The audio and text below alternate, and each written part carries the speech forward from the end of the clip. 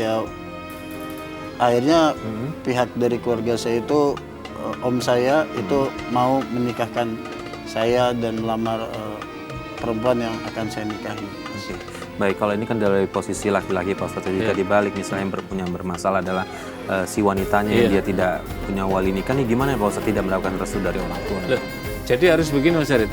Memang bagaimana ketika nggak dapat, memang menikah terus ada wali, cuman kan kemudian diberi penjelasan wali ini apa? Wali orang tuanya ataukah bisa diwalikan gitu. Kalau ada mandat dari keluarga maka berarti itulah wali. Hakim tadi itu adalah mengambil posisi wali daripada ketika tidak ada. Tapi kalau masyhur ini kan laki-laki nggak ada persoalan. Yang penting perempuannya tadi ada keluarganya, walinya itu bisa berlangsung dan sendirinya. Cuma memang masalah restu. Kalau kita memberikan nasihat itu sebisa mungkin Mas Firman untuk bisa meminta restu ibu, meminta maaf lah. Mungkin sambil dijelaskan. Mungkin kalau dijelaskan mungkin dia ada paham. Kami sudah berkonsultasi dengan Ustadz, misalnya begini.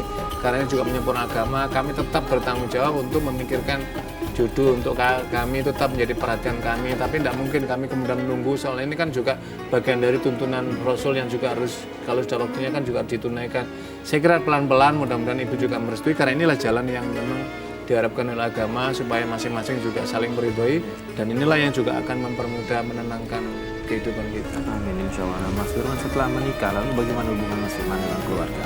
Ya pada saat menikah itu sih ibu saya datang, kakak saya datang, walaupun sifatnya formalitas Mas.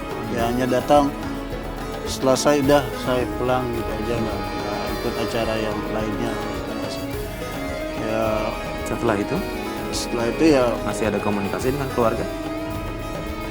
nggak ada Mas. Tidak ada sama sekali.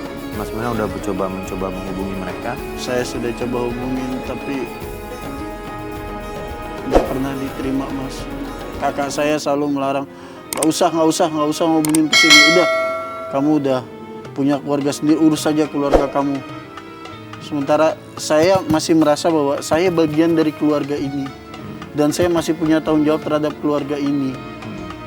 Tapi nyatanya seperti itu Mas.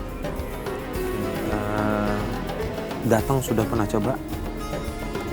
Mas Firman sudah punya anak? Saya sudah menikah lebih dari 5 tahun Mas.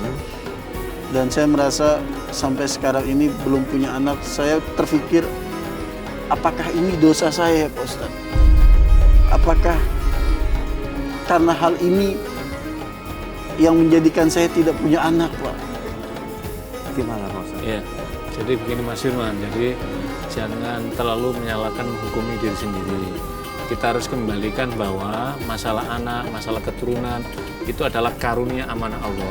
Maka ada orang yang diuji baru menikah seret, maka kemudian baru dapat 2 bulan, 3 bulan, kemudian ternyata istrinya sudah mual testing, oh sudah positif Pak 1 bulan yang lalu. Ada juga yang sampai 4 tahun, ada yang 5 tahun, bahkan ada yang puluhan tahun ada. Ada orang yang sampai 15 tahun juga ada baru punya anak. Tentu tidak begitu. Maka karena itulah pada siapa? Caranya adalah berdoa, karena Allah yang memberikan keturunan. Jadi apa? Ya Allah, aku memohon karuniakanlah amanahmu, kepercayaanmu pada kami untuk bisa mengasuh anak-anak kami, berikanlah keturunan kami. Dan inilah yang dijelaskan oleh bagaimana Nabi Zakaria alaihissalam. Nabi Zakaria alaihissalam itu sampai usia tua, rambutnya sudah beruban semua, kemudian berdoa, ya Allah kalau kami nggak ada keturunan maka nggak ada yang meneruskan perjuangan kami ya Allah, dan seterusnya. Maka kemudian Allah ketika berdoa di mihrab, kemudian Allah mengabulkan doa. Terus dia menyatakan, nggak mungkin ya Allah rasanya, aku sudah usia tua, sementara istriku adalah akhirah, istriku adalah orang yang mandul. Maka kemudian Allah menurunkan lagi bahwa kamu nanti akan mendapati isyarat, kamu sudah bisa bicara berapa hari, istri juga nanti. Nah, barulah kemudian dia percaya. Apa maknanya? Maknanya adalah bahwa kita jangan pernah berputus asa dari ikhtiar, berusaha mungkin kesehatan masing-masing, dan harus saling berbesar hati apapun hasilnya. Sambil itu yang kedua adalah dengan tadi itu, jangan putus-putusnya berkomunikasi dengan keluarga. Yang penting Mas Firman jangan ada niatan untuk memutus mata rantai hubungan keluarga itu.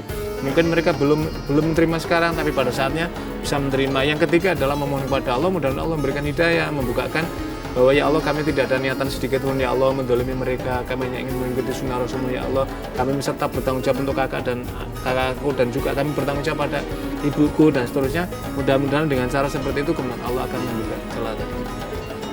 Baik, Mas Firman,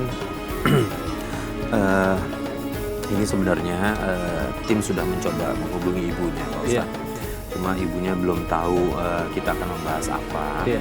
Jadi coba nanti kita coba telepon ibunya, Iya. kita coba pertemukan lewat telepon. Mudah-mudahan ibunya dengan adanya Pak Ustadz, Iya. mudah-mudahan ibunya bisa terbuka juga pikirannya. Betul. Karena kita juga nggak cuma menasihati Iya. Mas Firman, tapi kita coba mengingatkan ibunya biar bagaimanapun Mas Firman kan sebenarnya nggak mau putus hubungan Betul. keluarga. Iya. Kita coba telepon ya. Iya.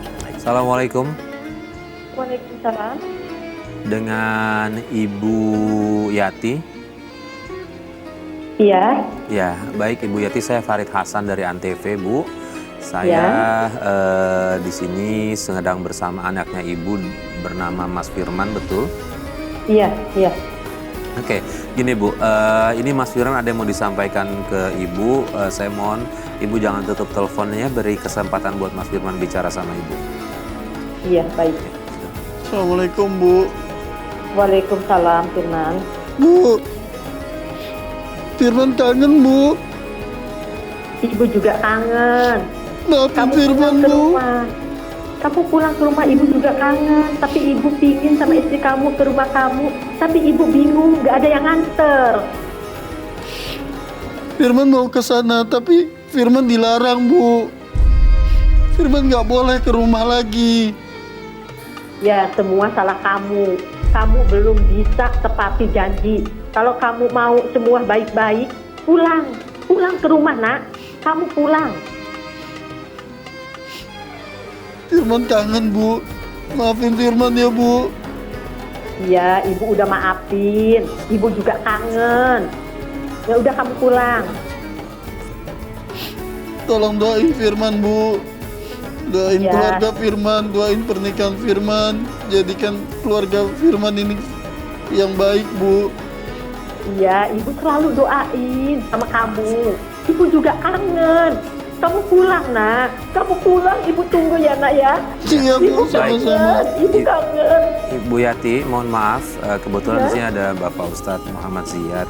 Mungkin Pak Ustadz tadi Ya. bisa disampaikan Ya. ke Ibu Yati, Pak Ustadz. Baik, Assalamualaikum Bu Yati. Waalaikumsalam, Pak Ustaz. Maaf Bu ya, kami sekedar untuk memberikan tausiah ringan untuk Ibunda Yati sama Mas Firman. Jadi anak ibu ini telah menikah dan menikah itu bagian dari yang disunahkan oleh Nabi SAW. Dan kami tadi sangat bergembira sekali, ibu tadi sudah mendoakan untuk anaknya sebab inilah Bu yang menjadi investasi amal ibu nanti dari Mas Firman, dari istri Mas Firman, anak-anaknya nanti menjadi cucu ibu. Dan inilah yang menjadi membahagiakan kelak menjadi ibu. Jadi saran kami sebaiknya misalkan Mas Firman dan istri kalau silaturahim pada ibu mohon kiranya diterima. Dan insya Allah inilah yang akan menjadi pembuka Allah merahmati pada keluarga Bu Yati, keluarga Firman dan yang lainnya.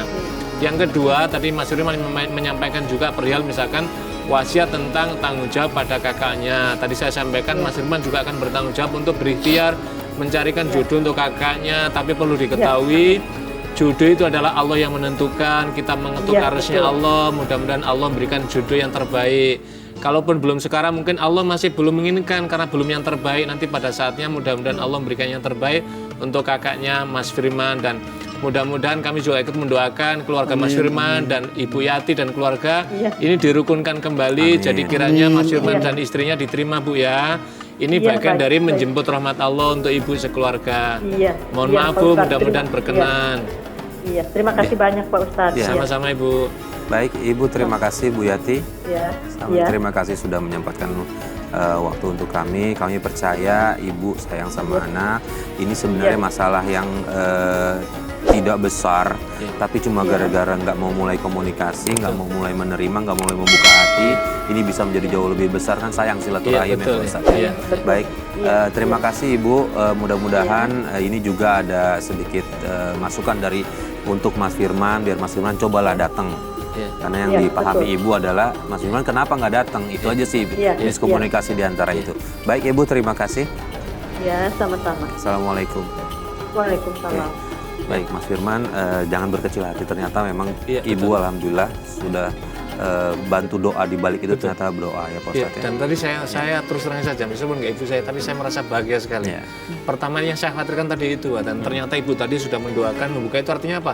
membuka arusnya Allah, rahmat Allah akan diturunkan kepada anak-anaknya. Itu yang selalu kita wanti-wanti, jangan sampai seorang ibu mendoakan yang tidak baik untuk anak-anaknya, karena kelak ketika sudah kembali menghadap Allah, orang akan melakukan penyesalan, oh keturunannya akan seperti ini. Dan tadi Mas Firman sudah menyaksikan ibunda menerima, sekarang diperbaiki Mas Firman ya, ditingkatkan komunikasi ibadahnya pada Allah, dan kemudian keluarga dijalung terus. Kenapa? Mungkin kakaknya belum bisa menerima, mungkin Allah belum mengutuknya, berikan hidayah, mudah-mudahan Allah berikan hidayah pada keluarga Mas Firman dan keluarga ibu tadi. Amin, amin. Pak Ustadz, terima kasih. Ya,